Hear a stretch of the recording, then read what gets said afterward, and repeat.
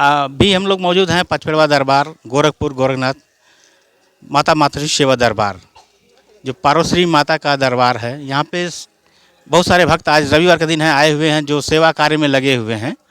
आइए कुछ माँ भक्त से बातचीत करते। देखिए अभी हमारे सामने रीता चौरसिया जी मौजूद हैं, आइए इनसे बातचीत करते हैं।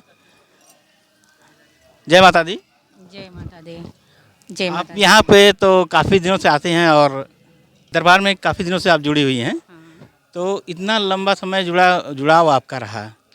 आप इस दरबार में क्या चीज़ देखती हैं, क्या ऐसा चीज़ है जो आपको यहाँ पे हर रविवार और मंगलवार को देखने को मिलता है कि आप यहाँ दिखती हैं? जय माता दी। मेरा नाम रीता चौरसिया, मैं राम जानकी नगर बरसारतपुर की रहने वाली हूँ और मेरा यहाँ जुड़ाव 2009 से ही है।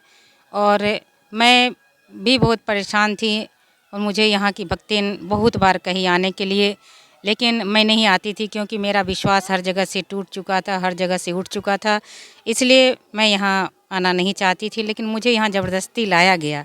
लेकिन जब मैं पहली बार ही आई तो जैसे लगा कि मैंने माता जी का दर्शन कर लिया और माता जी अपने आसन पर बैठी थी और उसी दिन से मुझे जैसे लगा कि माता जी मिल गई और मैं सेवा कार्य में लग गई। मैं पर हर मंगलवार को, हर रविवार को मैं यहाँ आती हूँ और यहाँ सेवा कार्य करती हूँ। सेवा कार्य करके मुझे बहुत अच्छा लगता है। मुझे ऐसा ही लगता है कि सेवा में ही मेवा है। जब सेवा कार्य करते हैं तो उसमें सेवा के माध्यम से हमारी समस्या का समाधान होता है और दया कृपा के पात्र होते हैं। जय माता दी। जी, बहुत सही बात आप कही है। बहुत सारे भक्तों से हमने बातचीत किया तो सभी यहाँ पे बातचीत के दौरान एक बहुत अच्छी बात कही कि सेवा करके बड़ा प्रसन्नता मिलती है।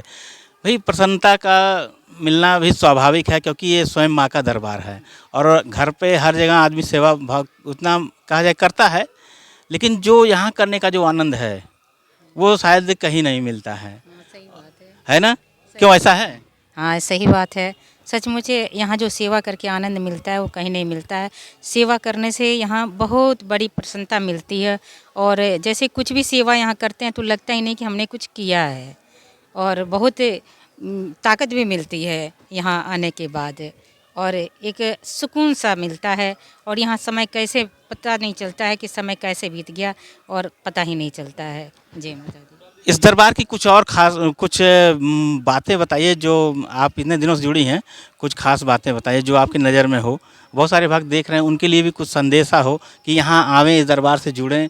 उनका इस दरबार में बहुत सारे लोगों का कल्याण हो रहा है, तो आपको क्या लगता है कि ये ऐसा होना चाहिए, तो उनके लिए कुछ मैसेज हो? स्वयं ये शक्ति का दरबार है, जगदम्बा का दरबार है, ऐसा मैंने महसूस किया है।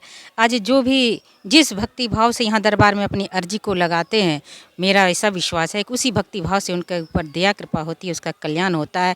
जब हम अपने आप को समर्पित कर देते हैं तो मेरी सोचने की शक्ति खत्म हो जाती है क्योंकि वहाँ स्वयं माता जी मेरे लिए सोचती हैं। क्योंकि आज ये जो भक्त के ऊपर किसी प्रकार का कोई समस्या है तो स्वयं माता जी के द्वारा उसे कल्याण किया जाता है, माता जी के द्वारा देखा जाता है। मेरा ऐसा ही विश्वास है कि मेरे सोचने से कुछ होने वाला नहीं है, इसलिए मैं अपने आप को माता जी के चरण में चढ़ा चुकी हूँ कि अब जो भी होगा वो माता जी करेंगे, मेरे कहने से कुछ नहीं होता है। और ये शक्ति का दरबार है, ऐसा मैंने अनुभव किया है। यहाँ से कहीं किसी को भटकने की आवश्यकता नहीं है। जय माता। सही बात है, सही बात कह रहे हैं कि जैसे जिसने अपने आप को कहा जाए कि अगर दरबार में समर्पित कर दिया तो स्वयं माता जी फिर अब तो उसका मतलब सुख हो दुख हो बेड़ा पार वही लगाने वाली हैं और बहुत बड़ी बात है।